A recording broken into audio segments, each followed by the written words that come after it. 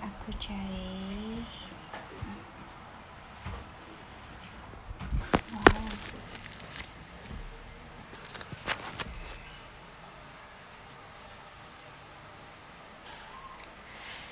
Selamat sore semuanya. Terima kasih sudah hadir di sharing kita sore ini. Sebelum saya mengundang narasumber, Dr. Mestri, spesialis saraf, saya akan perkenalkan diri dulu. Nama saya Dr. Nia. Saya akan memoderatori narasumber Dr. Mestri yang akan membahas tentang kejang pada orang dewasa. Selama ini mungkin kita tahunya kejangnya pada anak saja ya. Sekarang kita akan mengenal bagaimana kejang pada orang dewasa. Saya mengundang narasumber dulu ya. Wait.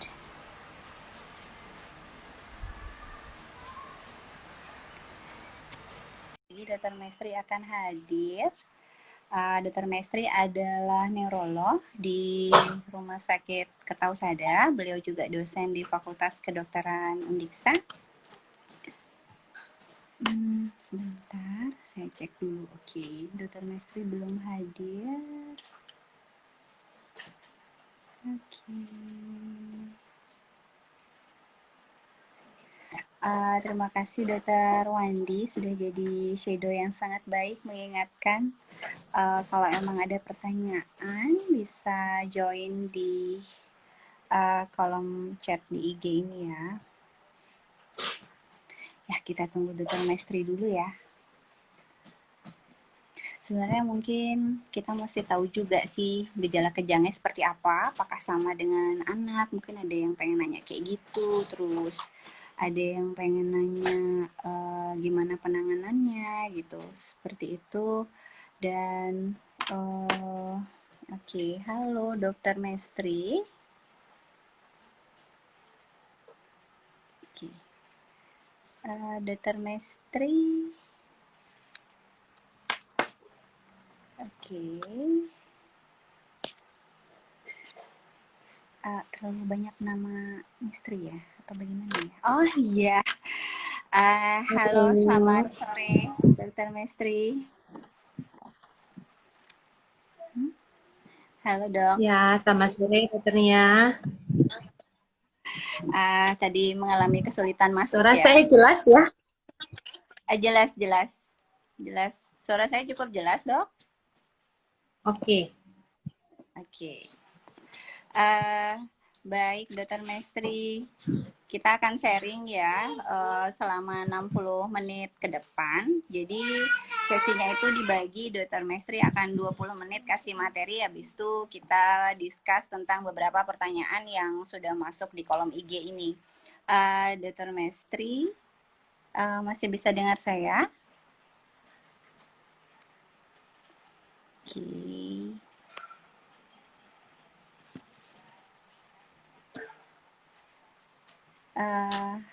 Halo, Dr. Mestri.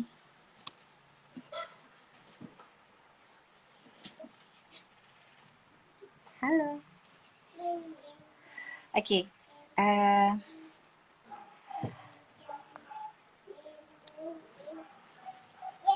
Kita tunggu lagi ya Dr. Mestrinya ya. Sebentar ya.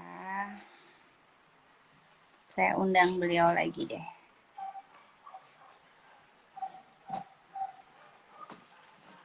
Oke. Sebenarnya ini eventnya bagus banget ya, karena pada bersamaan dengan Hari Dokter Indonesia. Jadi selamat ulang tahun untuk seluruh dokter yang pada kesempatan apapun sebenarnya kita harus upgrading tentang pengetahuan ya. Jadi juga selain upgrading kita juga harus share ke masyarakat bagaimana sih tentang pengetahuan yang memang selayaknya diketahui lah. Jadi kalau misalnya menemukan pasien kejang di lingkungan kita, kita juga bisa tahu sebenarnya seperti apa sih penanganannya gitu. Oke, kita masih tunggu narasumber ya. Pasti pada nggak sabar soalnya emoticonnya pakai pakai ada yang hard, ada yang macam-macam, ada yang wide, sorry, banyak yang wave. Oke, sebentar ya, saya checking Dokter Mestri dulu.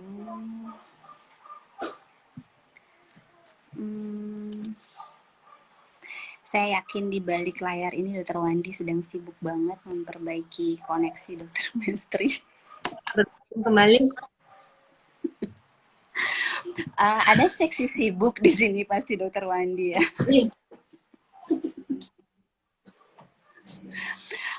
Terima kasih Dokter Mestri sudah kembali ke semesta ya. Jadi dari tadi aku juga bingung kehilangan narasumber.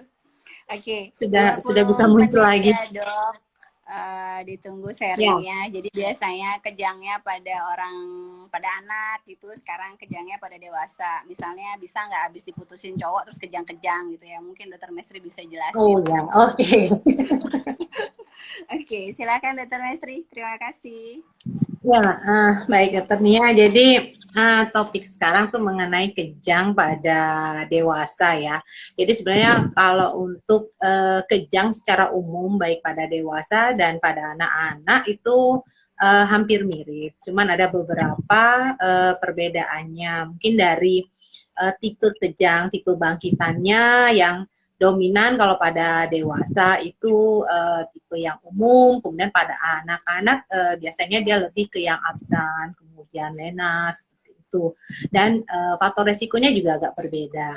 Tapi sebelum kita mengarah secara spesifik kejang pada dewasa, mungkin sedikit saya sampaikan mengenai apa itu kejang. Jadi kapan seseorang itu dikatakan mengalami kejang ya atau bangkitan istilahnya ya.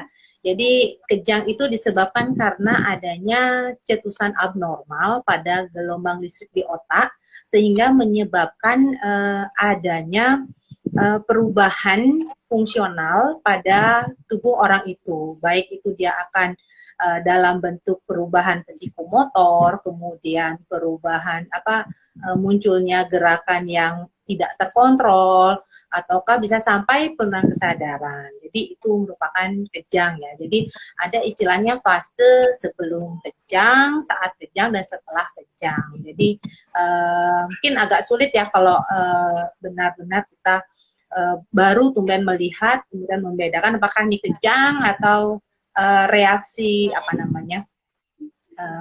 histeria ya. Sering agak membingungkan memang.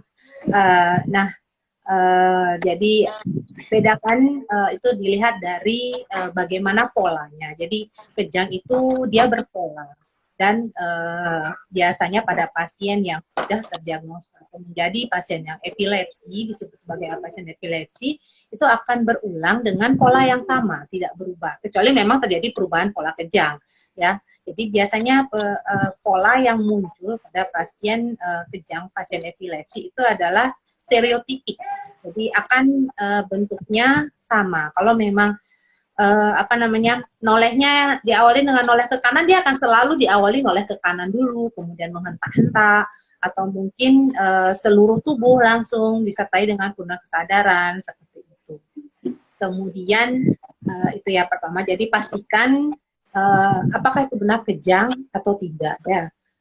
Kemudian secara epidemiologi, maksudnya secara kejadian di masyarakat, proporsi kejang pada anak dan pada dewasa itu agak berbeda ya. Cuman mungkin untuk persentasenya itu di masing-masing negara beragam dan dia bisa mengenai semua kelompok umur. Baik mulai dari bayi, kemudian anak-anak, remaja, kemudian dewasa muda, dewasa tua, lansia, semuanya bisa mengalami kejang dan bisa berujung pada kondisi sebagai penyakit epilepsi. Nah, nantinya itu akan berkaitan dengan faktor resiko untuk kelompok umur itu.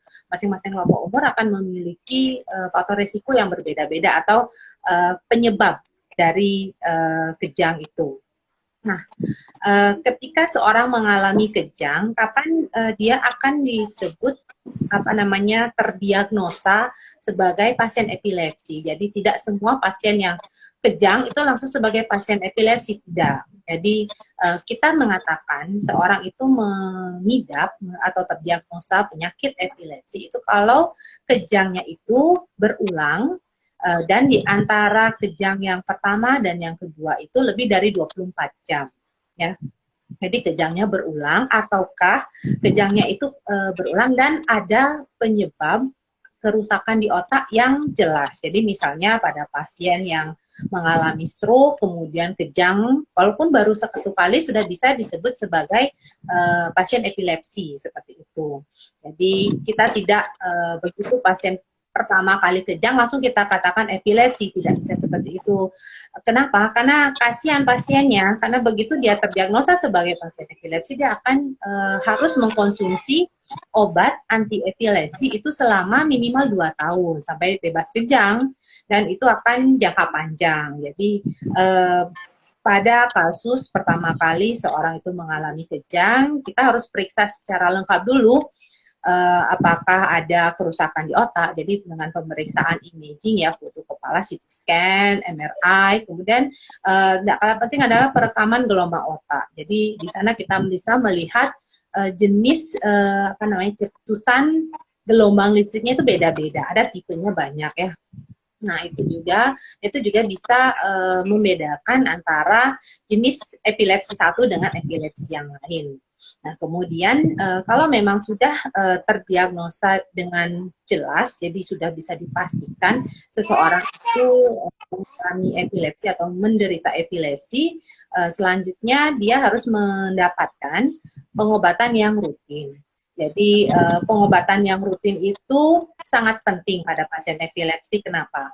Karena ketika satu kali saja seseorang itu mengalami kejang, maka akan banyak sekali sel saraf otaknya yang rusak. Memang sel saraf otak kita kan banyak ya, 1 miliaran malah ya.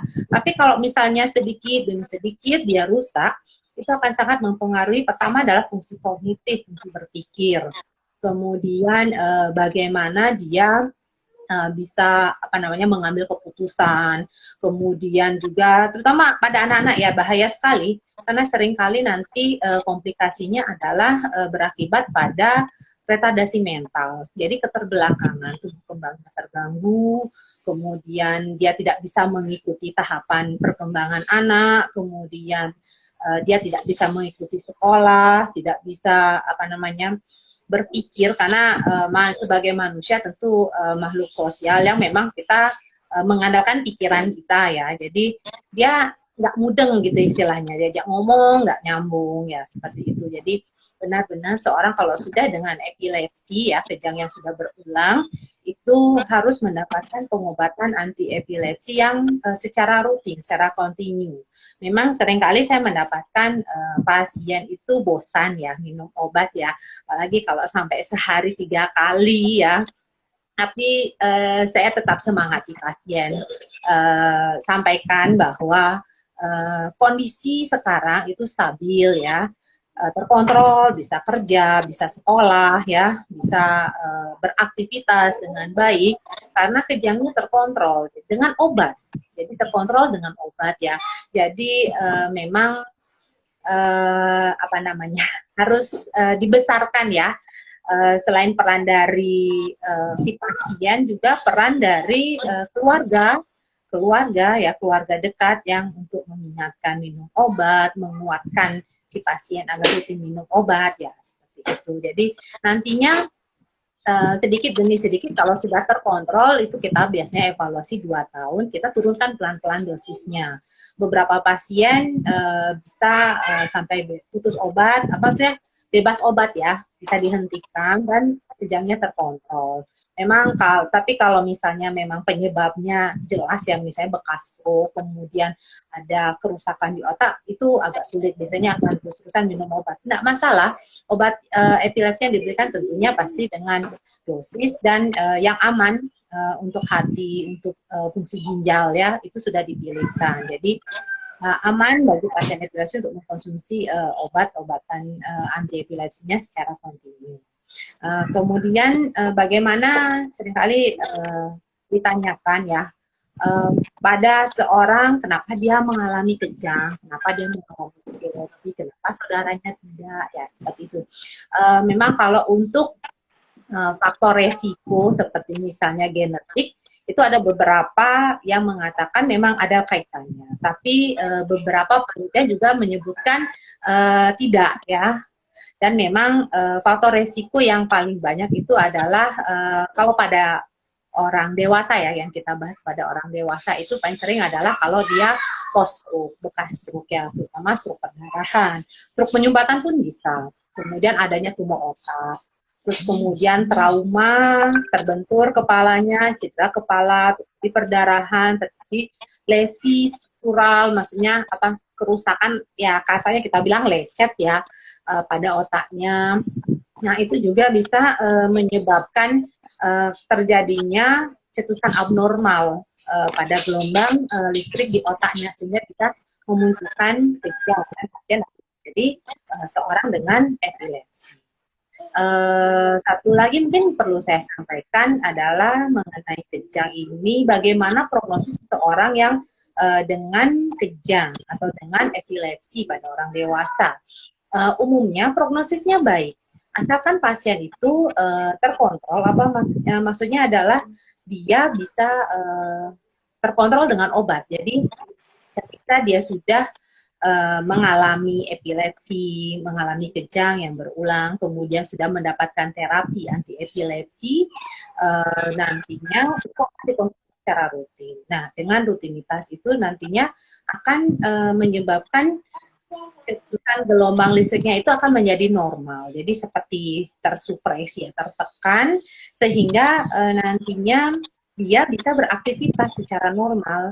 Pasien-pasien epilepsi rata-rata yang sudah terkontrol dengan obat itu dia bisa beraktivitas. Beberapa pasien saya ada yang menjadi guru, kepala sekolah malah, terus kemudian kerja di rumah makan, aktivitas sebagai pegawai negeri itu banyak ya.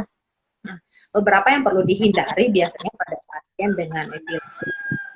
Yang pertama adalah jangan begadang. Hindari sekali itu adalah kurang tidur. Kenapa? Karena kurang tidur itu akan menyebabkan ya kasarnya bisa kita bilang gelombang listriknya itu tidak baik gitu ya. Sehingga lebih mudah untuk tercetus seperti itu. Kemudian ya ini moderatornya kedip-kedip yang tiap hari begadang ngurusin aktivitas karena tugasnya banyak ya, ya kita hari ya, jadi itu ya, jadi hindari begadang, kemudian aktivitas di depan layar, radiasi yang terlalu tinggi, kemudian kelelahan fisik, kelelahan psikis, nah, itu juga bisa mencetuskan kejang pada pasien itu ya. Mungkin itu ya materi beberapa hal yang bisa saya sampaikan ya mengenai topik yang kita bahas di sini ya, kejang pada pasien dewasa. Ya. Oke, terima kasih Dr. Maestri, singkat, padat, tapi saya banyak klarifikasi, banyak banget ternyata tentang kejang pada dewasa itu ya. Saya lihat di kolom komentar belum ada ya.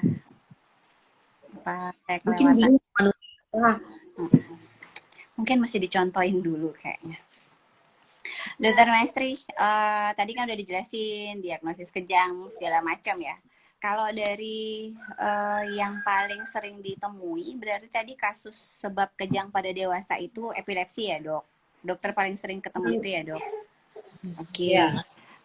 Terus sekarang kan di era hidup sehat nih dok, jadi pengennya pasti bagaimana saya mencegah biar nggak, mungkin ada KIE gitu, bagaimana saya bisa biar tidak terjadi epilepsi gitu pada anak saya, misalnya konsultasi pranikah kayak gitu, apakah bisa dok seperti itu, atau memang ya memang kadang epilepsi ini kan sulit sebenarnya. Silahkan dok, gimana kira-kira dok edukasinya?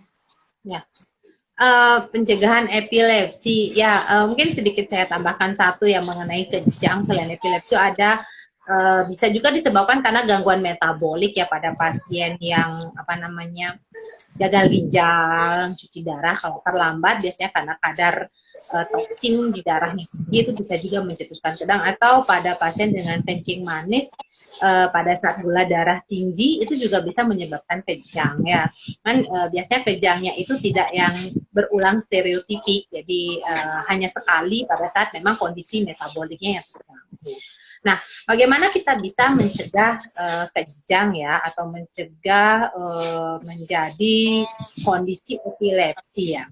Jadi biasanya pada seorang kalau misalnya jadi epilepsi itu bukan penyakit yang menular, bukan penyakit yang diturunkan, memang dikatakan seperti itu ya.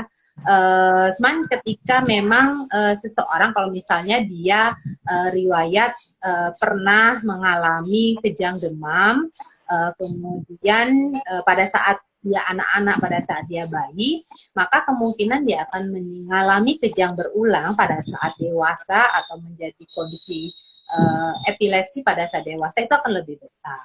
Ya, kemudian untuk pencegahan ya biasanya kalau memang yang dengan epilepsi yang memang disebabkan berawal dari adanya kerusakan fungsional, gangguan fungsional pada otak itu agak sulit ya kita cegah dengan benar-benar ya, karena faktor resikonya akan banyak sekali. Mungkin yang perlu dicegah adalah penyakit-penyakit yang bisa menyebabkan terjadinya kejang, seperti misalnya pencegahan untuk stroke, kemudian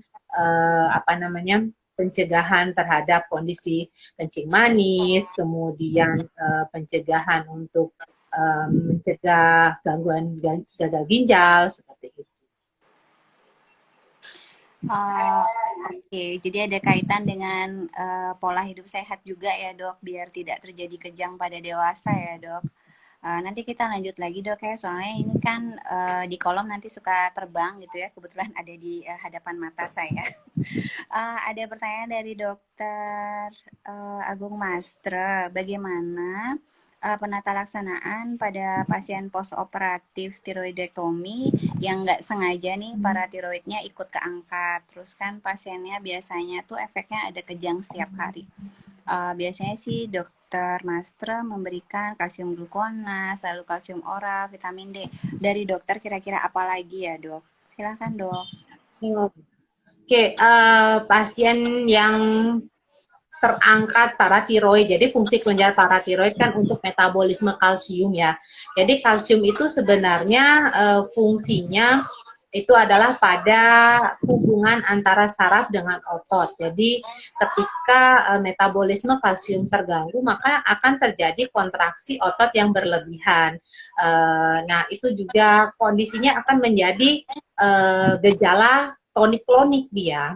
Nah, dengan pemberian pengobatan, jadi asupan kalsium, baik itu yang intravena atau punya oral, itu memang bisa menurunkan kondisi kejangnya. Namun ketika memang kejangnya cukup berat, tentu kita akan tetap tata laksana untuk mengurangi gejala kejangnya, karena pada saat kondisi serangan ya, kita bilang serangan kejang itu berbahaya bagi pasien. Kenapa dia akan mengganggu atau terganggu oleh lingkungan sekitarnya. Jadi segera hentikan gerakan tersebut. Jadi biasanya kita berikan masa relaksan juga. Jadi dengan seperti pemberian diazepam, intravena untuk segera menenangkan kondisi pasien.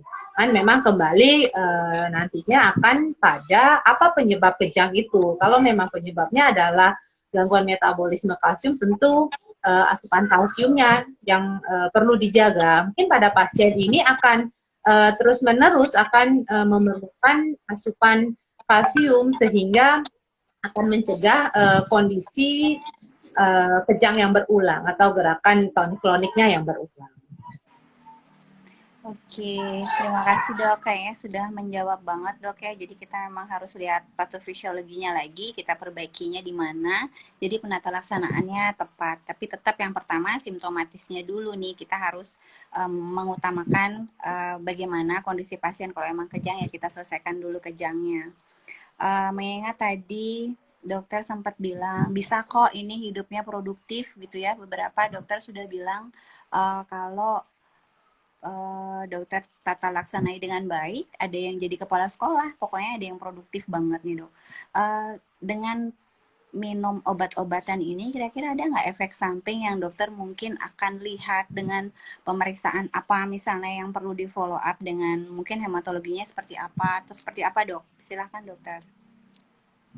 Ya, semua obat tentu akan ada efek samping ya, walaupun seminimal mungkin dan begitu juga pada obat-obat anti epilepsi ya.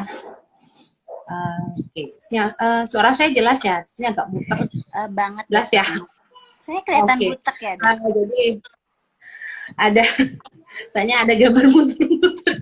Ya, jadi pemberian obat anti epilepsi itu pertama adalah disesuaikan dengan jenis bentuk kejangnya karena akan berbeda-beda ya. Kita mengikuti guideline epilepsi yang keluaran per dosi ya. Nah, kemudian masing-masing obat itu memiliki efek samping yang berbeda-beda. Nah, paling sering itu memang adalah gangguan pada pada hati, hepatotoksik. Ya, rata-rata obat anti epilepsi itu adalah hepatotoksik. Biasanya kita akan pilihkan ketika dia misalnya bangkitannya umum tonik-klonik, kemudian kita pilihkan obat yang pertama adalah penitoin. Ternyata dia langsung naik tinggi fungsi dari hatinya ya, efek hepatotoksiknya sangat tinggi. Kemudian kita akan pilihkan obat lain yang memiliki efek hepatotoksiknya yang lebih rendah ya. Cuman ya memang biasanya karena obat anti epilepsi rata-rata dia adalah hepatotoksik ya. Mungkin tidak akan bisa kembali normal sekali fungsi dari hepar itu. Ya, beberapa kasus pada pasien walaupun terjadi peningkatan fungsi hati, tetap kita berikan obat anti epilepsi. Mengapa? Karena ketika dia mengalami kejang yang berulang, maka itu akan lebih berbahaya daripada efek samping hepatotoksik obat tersebut. Jadi biasanya walaupun sudah meningkat sampai 3, 4, sampai 5 kali lipat, kalau memang itu sudah dipilihkan obat yang paling ringan efek sampingnya, tetap juga kondisinya seperti itu. Biasanya pada pasien yang kejangnya itu refrakter ya dan bandel dengan obat ya, jadi walaupun sudah obat dan masih juga berulang ya, tetap kita akan berikan karena kejang yang berulang itu jauh lebih berbahaya dibandingkan efek samping yang ditimbulkan ya. Tentu kita akan berikan tambahan seperti kurkumin untuk lebih menetralisir atau menjaga fungsi dari heparnya. Oke, oke. Terima kasih dokter. Terus tadi kalau dokter menata laksanai pasien kan itu rutin ya dok ya. Terus di awal tadi dokter Ya. sempat bilang ini kan dengan EEG ya dok. Jadi kayak kita harus lihat mungkin dokter temukan apa, ada petit mol, grand mol. Itu ada bedanya nggak penata laksanaannya sehingga dokter lakukan itu. Lalu misalnya follow up juga nggak dengan EEG setelah berapa bulan pengobatan. Seperti itu dok. Ya, jadi pada pasien kejang yang sudah terdiagnosa sebagai epilepsi, jadi di awal ketika kita akan mendiagnosa seseorang itu epilepsi pada kejang pertama ataupun sudah berulang, kita akan usulkan untuk pemeriksaan EEG ya, rekam gelombang otak. Pentingnya pemeriksaan gelombang otak itu adalah untuk mengetahui jenis cetusannya dan lokasinya. Dan itu akan berdampak pada jenis obat yang akan diberikan.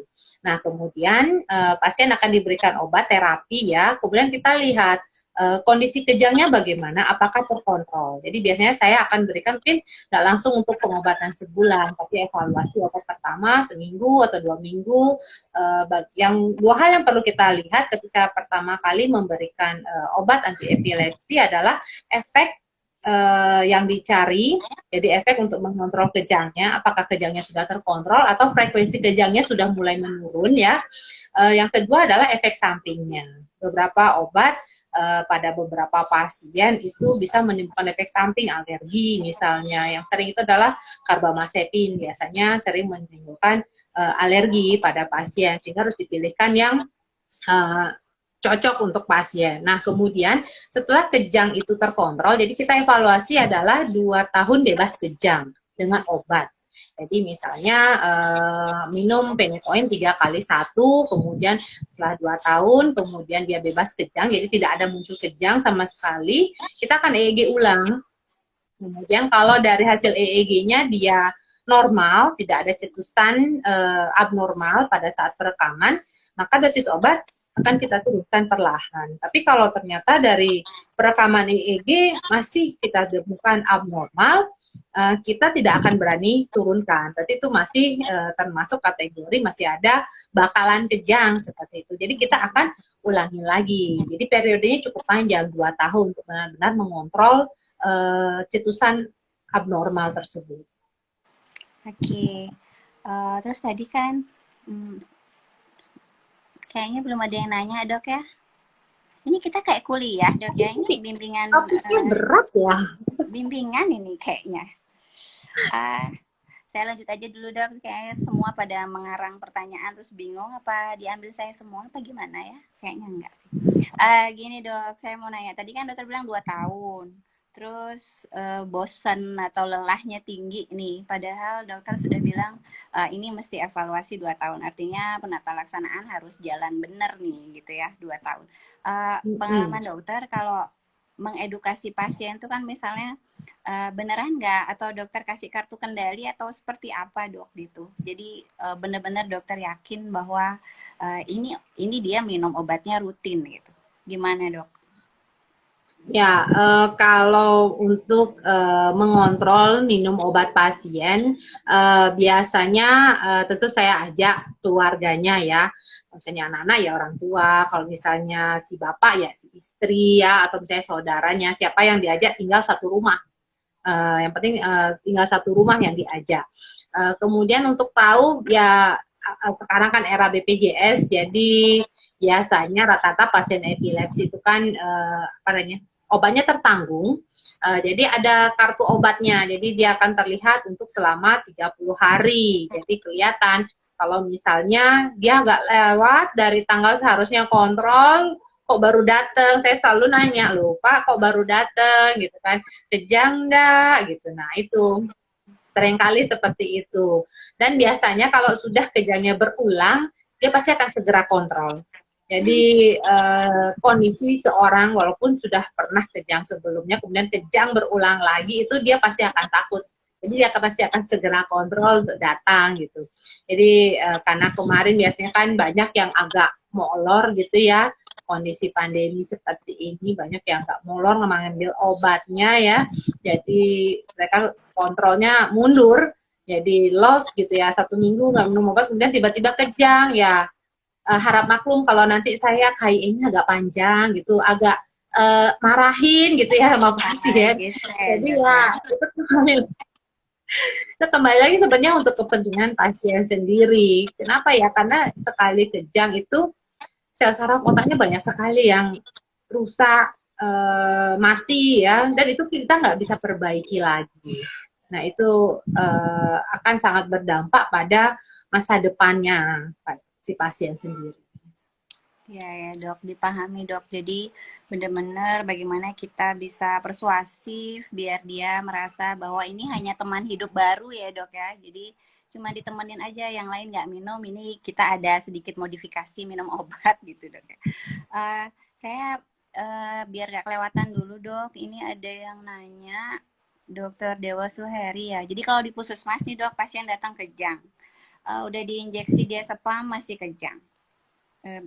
Lalu kondisi kejang tersebut dikirim ke rumah sakit seperti apa ya dok? Apakah memang hanya kita ya primary survey aja, mau gimana lagi gitu sampai ke rumah sakit atau seperti apa dok? Ya, jadi memang pada pasien yang mengalami kejang tentu mereka pasti akan ke pelayanan pertama dulu ya, paling sering di puskesmas ya. Ya, diazepam itu adalah pilihan pertama untuk menghentikan kejang. Jadi ketika seorang mulai kejang, pertama pikirkan adalah hentikan kejang, jaga ABC, airway, breathing circulation-nya ya. Nah, Kalau misalnya sudah dikasih diazepam, kemudian diulangi lagi masih dalam kondisi kejang, memang itu sudah masuk dalam bukan kejang lagi, dia sudah masuk status ya, status konvulsi kalau memang dia belum terdiagnosa sebagai epilepsi, atau status epileptikus kalau memang dia sudah terdiagnosa sebagai pasien epilepsi sebelumnya. Nah, itu merupakan indikasi untuk dilakukan referral rujuk ke rumah sakit. Nah, tentu sebelum rujuk ke rumah sakit, jadi pasang intravenal line, jaga pernafasannya, ya itu sangat penting ya, sangat utama ya. Jadi airway, breathing, circulation-nya itu harus benar-benar dipatensi dulu sebelum dilakukan referral, karena ketika perjalanan dari puskesmas ke rumah sakit, ya kalau dekat, kalau jauh, nah itu akan sangat berbahaya sekali bagi pasien. Dan pemberian diazepam itu bisa diulang ya. Ada dosis untuk maksimal untuk pemberian diazepam, biasanya bisa diulang 2-3 kali pemberian diazepam 10 mg ya biasanya kita gunakan untuk menghentikan kejang. Nah, kalau memang sudah tidak kesadaran belum membaik ya, atau kejang masih berulang lagi, segera lakukan rujukan, karena memang kondisi seperti itu, status konvulsi atau status epileptikus, harus dirawat di ICU. Jadi memang di sana kan sudah ready kalau memang ternyata kita berulang, kemudian airway-nya terganggu, harus lakukan intubasi. Saya ngerasain banget tuh dok, jadi kalau begitu ada kejang terus udah buru-buru nih buru-buru cari IV line, jadi sebelum dia kejang lagi, kalau dia kejang lagi susah banget masangnya dok. Oke. Iya. Ada pertanyaan berikutnya dari Dokter Wandi ya. Jadi dari data mungkin pengalaman dokter, terus beberapa literatur yang dokter baca, mungkin berapa persen sih kemungkinan kalau misalnya anak di masa anak-anak itu dia mengalami dewasa, terus mengalami kejang, nanti pada saat dewasa kemungkinan seperti apa? Kan kadang ibu-ibu datang bawa anaknya, ini sampai gede ya kayak gini kejang gitu. Gimana dok kita menjelaskan itu? Oh ya, jadi pada pasien yang sebelumnya saat dia anak-anak mengalami kejang demam, apakah bisa berlanjut hingga dewasa? Itu bisa saja. Belum ada memang saya baca persentase sekian persen pasti pasti menjadi kejang ataukah tidak, itu belum ada. Cuman pada pasien anak-anak yang sebelumnya pernah mengalami kejang demam, itu bisa menjadi salah satu faktor resiko untuk menjadi epilepsi ya. Bukan menjadi kejang pada dewasa saya, tapi sudah menjadi faktor resiko untuk epilepsi. Jadi memang pada seorang ibu kalau misalnya anaknya mengalami kejang demam, nah itu harus benar-benar mendapatkan penanganan yang bagus ya, karena saat kejang demam, kadang kan kalau kejang demam dia kan demam dulu kemudian mengalami kejang. Nah, saat kejang itu kan bisa juga muncul lesi struktural di otaknya, jadi bisa berlanjut hingga dewasa. Tapi memang untuk persentasenya itu belum secara ilmiah ya ada yang menyebutkan berapa persen itu tidak, tapi sebagai faktor resiko iya. Baik. Berarti kita tetap harus catat ya dok. Jadi dalam 1 tahun nih berapa kali nih berulangnya, benar-benar jadi catatan penting ya dok untuk menilai resiko ke depannya. Ada pertanyaan lagi dari Dokter Dewi Sri Wahyuni. Kayaknya saya kenal banget nih dok orangnya. Jadi beliau praktiknya di daerah pedesaan, terus ada pasien yang dewasa kejang, jadi biar nggak panik di rumah sebelum sampai di pelayanan kesehatan, kira-kira apa edukasi yang bisa diberikan? Begini loh, kalau ketemu pasien kejang seperti ini dulu sebelum sampai di pelayanan kesehatan. Seperti itu dok, gimana dok? Oh ya, jadi pada pasien yang keluarga pasien ya, yang anggota keluarganya pertama kali mengalami kejang, yang pertama tentu biasanya kalau pengalaman pertama dia belum punya diazepam rektal ya. Kalau memang sudah dengan epilepsi biasanya sudah punya bekal di rumahnya ya diazepam rektal. Nah, pada yang belum punya, yang pertama adalah hindarkan si pasien dari benda-benda berbahaya ya. Jadi posisikan terlentang ya di bawah, jangan di kasur yang tinggi gitu ya, takutnya kan jatuh dia.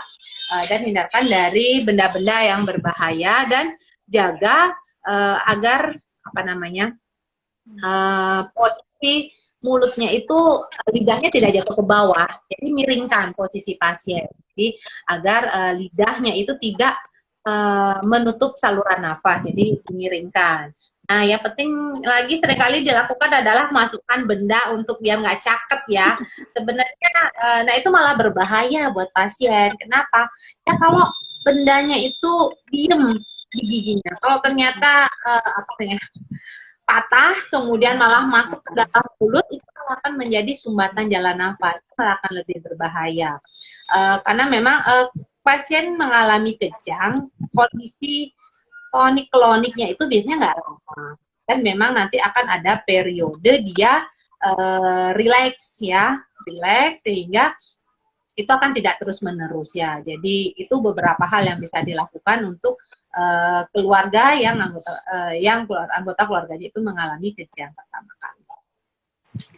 Oke, cukup jelas sih dok. Intinya kalau baru pertama kali seperti apa, kalau yang sudah pernah biasanya sudah punya senjata, walaupun tetap panik sih, pasti panik ya, soalnya kejang sih dok ya. Terus ada Panik. pertanyaan. Pasien apalagi kalau orang tua kemudian anaknya mengalami kejang pasti sangat panik. Pasti Ya nggak ya orang tua dok aja, ya. keluarga siapapun kalau ada keluarga kejang pasti panik. Benar. Uh, ini ada pertanyaan lagi dok. Jadi, bentar, obat yang non farmakologis nih dok. Jadi bukan obat ya, terapi non farmakologis apa sih yang bisa dianjurkan untuk pasien yang memang sudah kejang berulang gitu, untuk pasien epilepsi apa ya dok kira-kira?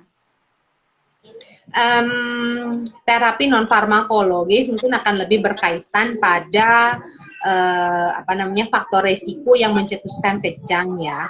Jadi kalau obatan apa namanya terapi tambahan mungkin vitamin ya, vitamin B1 ya biasanya ya, B6. Nah, itu kemudian asam folat ya, itu bisa untuk apa namanya metabolisme di otak, dan memang beberapa obat itu akan menurunkan kadar asam folat dalam tubuh sehingga memang perlu asupan tambahan.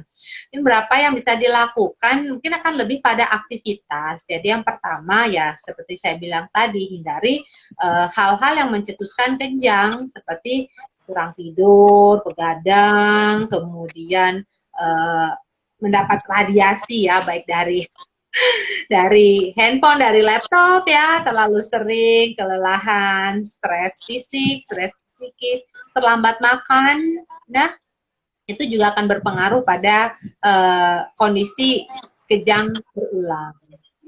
Oke, cukup jelas sih kayaknya dok ya. Dan dokter hari ini sudah bilang tidak boleh begadang, nggak boleh kena radiasi, udah 2 kali ya dok. Ya, sebentar. Mengerikan ya dok ya. Oke, ada pertanyaan lagi dok. Jadi kalau misalnya ada nggak pilihan obat dari dokter Mastre ya. Jadi paling aman sih diberikan apa kalau untuk ibu yang sedang hamil biar tidak mempengaruhi fetusnya nih pada pasien kejang ini dok, pada pasien Ya. apa yang Ya, paling aman?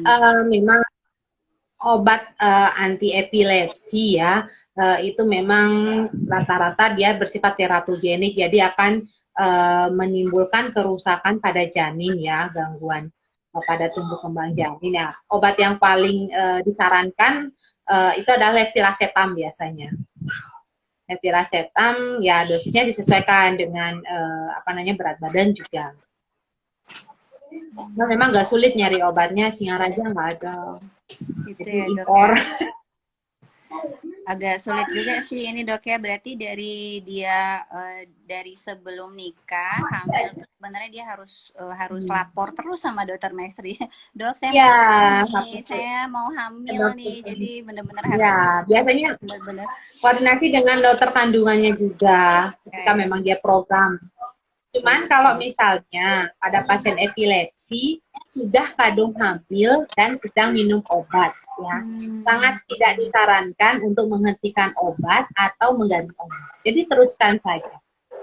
Rata-rata pasien saya beberapa hamil dengan obat yang bukan levetiracetam itu aman. Oh, Bayinya lahirnya bagus gitu ya, sehat. Cuman memang ketika persalinan disarankan adalah dengan operasi. Kenapa? Karena pada saat persalinan normal itu kita tidak tahu kondisi fisiologis otaknya ya, gelombang otaknya seperti bagaimana. Takutnya kan bahaya adalah kejang pada saat infartu. Nah, pagi pas kroning itu misalnya alami kejang ibunya ya bahaya untuk bayi, bahaya juga untuk ibunya. Jadi memang disarankan adalah dengan operasi dan bius total, general anestesi. iya, indikasi khusus deh ini untuk seksio ya dok ya. Jadi memang dia harus Ya. didampingi terus dari awal. Dari dokter anak nih dok, dokter Yuliandari, kan ada metode akupuntur dokter.